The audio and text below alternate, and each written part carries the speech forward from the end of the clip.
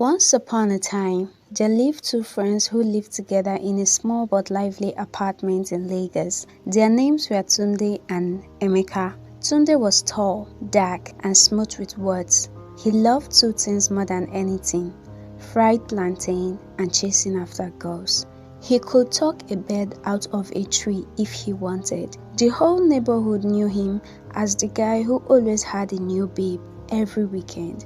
Emeka, on the other hand, was the serious one. He wore his glasses properly, ironed his shirts every Sunday, and never forgot to water the plants by the window, even though he died months ago. He didn't like noise, didn't like trouble, and most of all, he didn't like how Tunde treated women.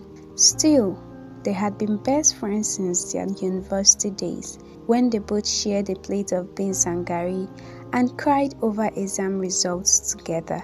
That kind of bond is not easy to break.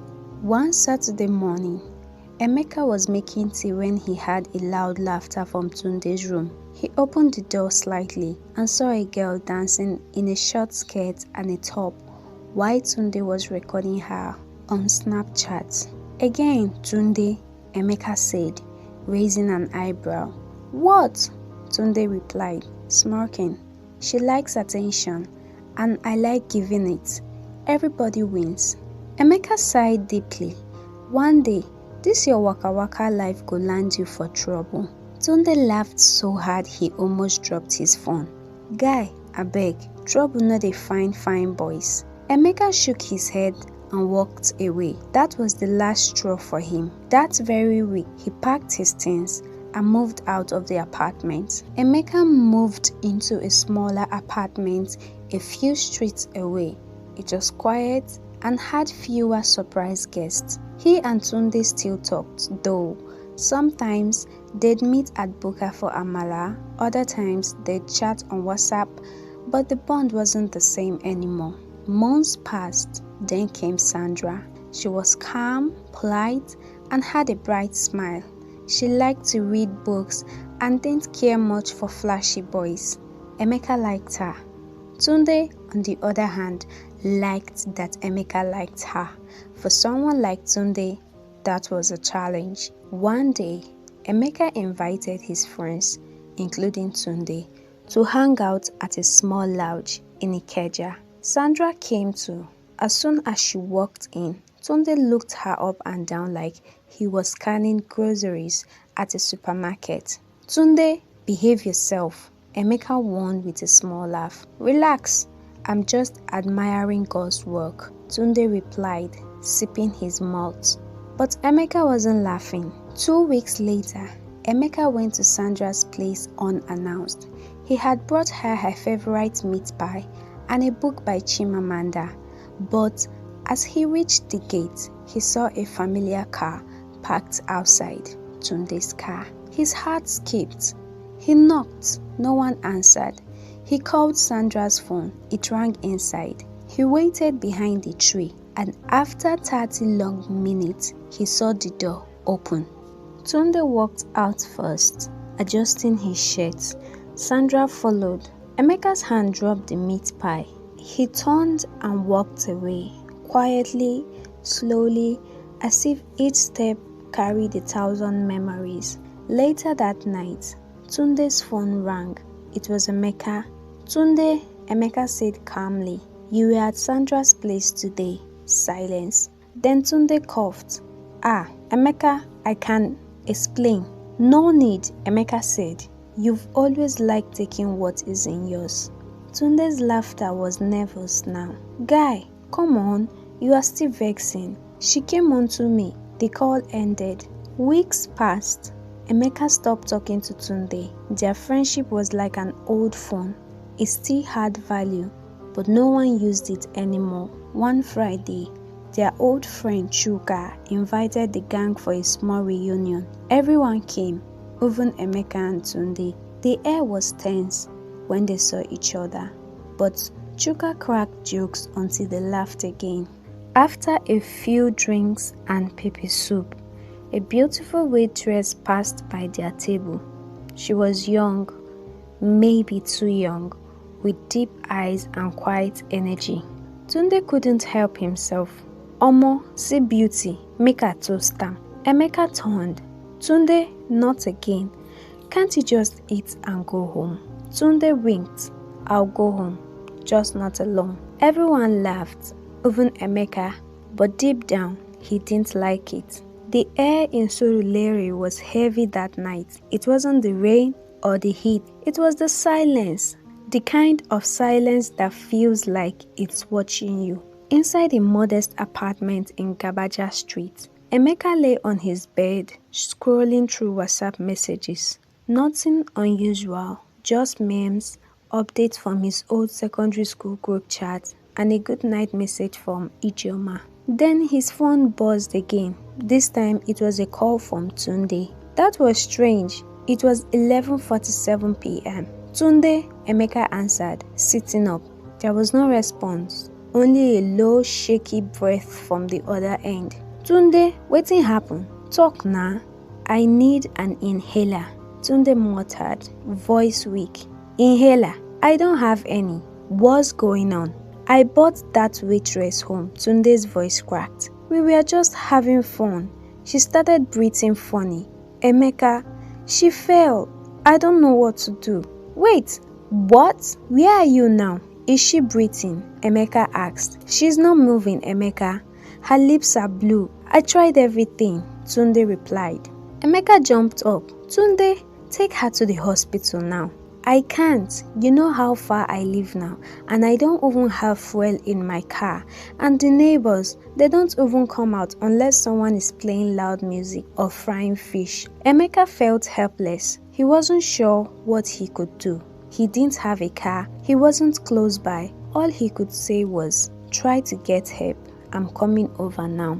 By the time Emeka got to Tunde's place the next morning, the compound was quiet. Too quiet. He knocked. No answer. He pushed the door. The apartment was lit. There was a musty smell in the air. Sweat, panic, and sorrow. And then he saw Tunde crouched by the wall like a defeated soldier. His shirt was stained, his face pale, and his hands trembled as he kept whispering, she didn't say she was sick. She didn't say she was sick. And then Emeka saw her, the waitress, Ada. She looked so peaceful, like she was asleep, but there was no rise or fall in her chest. No breath, no life. Emeka staggered back. Tunde, I didn't mean for this to happen, Tunde choked. I was just being me. Emeka didn't even know what to say. His heart raced. His palm felt clammy. And just then, a knock at the door. Loud, not from any ordinary neighbor. Police, open up. At the police station, Tunde sat slumped in a metal chair. The officer, a stern man, folded his arms. You brought a girl home. She died in your care. And you are saying you don't know how it happened. Tunde nodded slowly. She couldn't breathe. She was gasping. I didn't know she had asthma. Did she tell you she had asthma? Did you call an ambulance? There wasn't time. I panicked. I called my friend. There was a tense silence. Then another officer walked in with a paper in hand. Sir, the parents of the girl are here. Her mother burst in, tears already soaking the edge of her wrapper. Her father followed, chest heaving with rage. That's him, the father pointed. That's the boy that killed our daughter. No, Tunde said, standing up. Sir, it wasn't like that. We didn't even. She was 16, her mother screamed. What? The room spun. Tunde's knees gave away. Emeka caught him. 16? Emeka muttered. That girl didn't look like a day younger than 20. She was overgrown, the father spat, but she was a child, a minor. You lured her to your house, and now she's dead. Tunde opened his mouth to speak, but nothing came out. All the charm, all the boldness, all gone. The officer looked at his superior. Sir, I think we have enough to hold him. Emeka watched helplessly as they took Tunde away in handcuffs. Tunde, he called, but Tunde didn't turn back. 10 years later, 10 birthdays, 10 New Year celebrations, 10 years of regret. Tunde sat in the prison yard, staring at nothing. His beard was full now. His once fresh face was hardened by time and dust and despair. They had found no inhaler, no record, no medical proof. Just a dead girl, a crying family, and a broken man. Emeka visited often, brought snacks, talked about random things, never women though. They didn't talk about women anymore. You still write? Tunde once asked. Yes, Emeka said, mostly real life stories now. People's mistakes, how to fix them. Tunde nodded. Good, tell them about me. Let them know this path isn't sweet at the end. One evening, Emeka got a message from an unknown number. Hi, my name is Chiamaka. I was Ada's best friend. I need to talk to you urgently. They met at a small cafe in Ikeja. Chiamaka, now in her mid-20s, looked nervous but determined. I've carried this truth for too long, she began. Ada had asthma. She carried her inhaler everywhere. Her parents knew. What? Emeka's jaw dropped. She left it behind that day because she was trying to impress your friend. She didn't want to look weak, but she did have it. Her parents lied. They were ashamed that she was going around with older guys. That's why they said she was underage. Emeka sat back, stunned. We need to take this to the police, he said. I already did, Chiamaka replied, sliding over a document. They reopened the case. The courtroom was packed. News outlets were everywhere. Man freed after 10 years for crime he didn't commit. Ada's parents stood in silence as the judge read the final verdict. Based on new evidence and sworn testimony, the courts fined Tunde Adeyemi not guilty. Tunde wept right there in front of everyone, and for the first time in 10 years, he smiled again. When Tunde stepped outside the prison gates, Emeka was waiting with a small cake and a big smile. Welcome home, Mr. Survivor. Tunde chuckled, shaking his head. You and this your soft heart. I never gave up on you, bro. You just needed a second chance. They walked down the street together, the sun warm on their backs. Later, they started a foundation called the Second Chance Initiative, teaching boys and men the value of respect, patience, and listening. Tunde often said at events, humanizing didn't kill me, ignorance did, and if you don't learn, ignorance will kill you too. The sun was warmer than usual on the day Tunde returned to normal life, not because the temperature had changed, but because freedom hit different when you had once lost it. He walks through the street slowly like a child learning how to use his legs all over again. He couldn't believe how much the world had moved on. Shops had changed, people had grown, music had evolved. Even the way people greeted had a new rhythm. That one remained frozen in time. He stopped by his former apartment. The green paint was now a fading grey, and then, like a gentle slap from the past, a voice called from upstairs. Tunde, is that you? It was Mama Nkechi, the nosy old woman who once accused him of having too many visitors. He smiled up at her. Mama Nkechi, I greet you. She squinted, wiped her glasses, and shouted, so prison no kill you. You still fine like this, Chineke. Tunde laughed. It was the first time he truly laughed in years, a belly laugh, that kind that heals. When the news spread that Tunde had been released and found innocent, reactions were mixed. Some neighbors were apologetic, others avoided him like a ghost from a bad past. But the youth, they were curious. One by one, young boys from the area came to sit with Tunde. Oga Tunde, how him be for prison now? One asked. Them they beat people.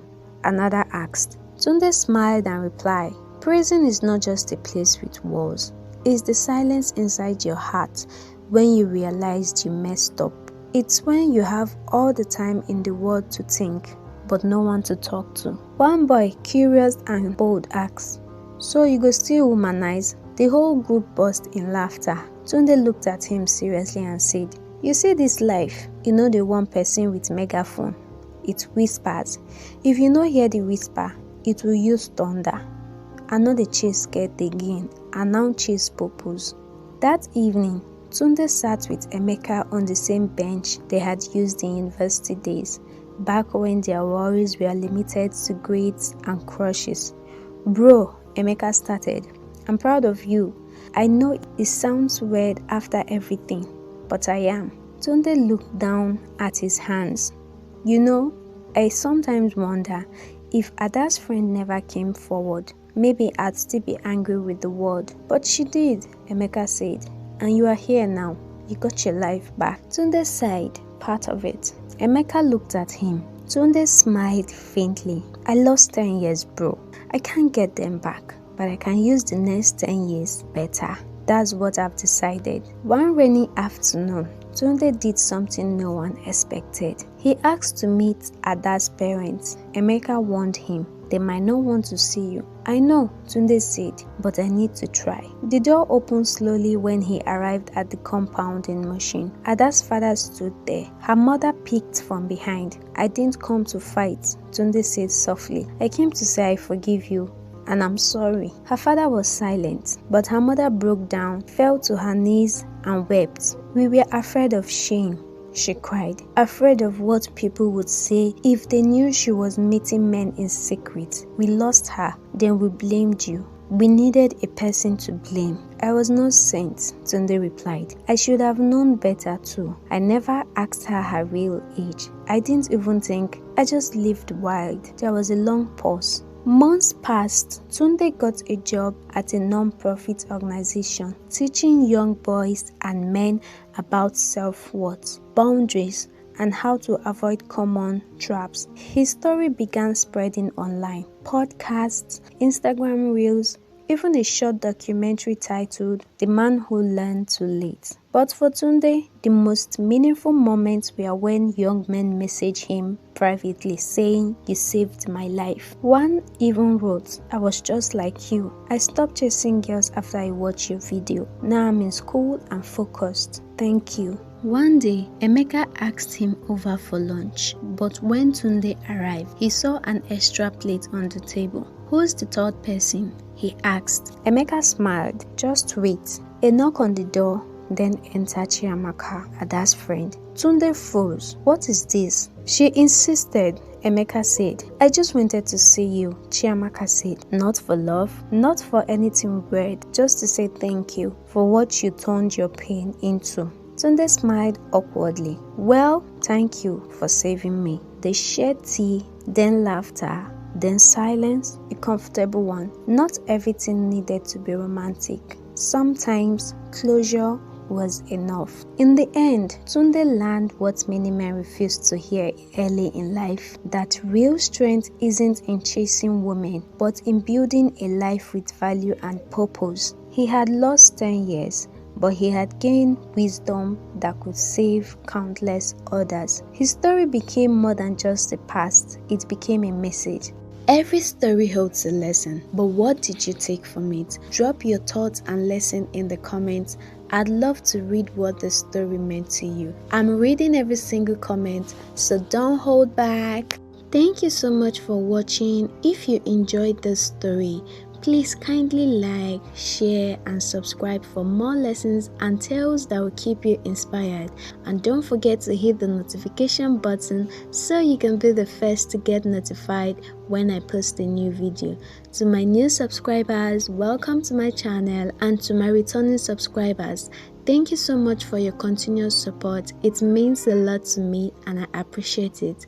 Until next time, bye.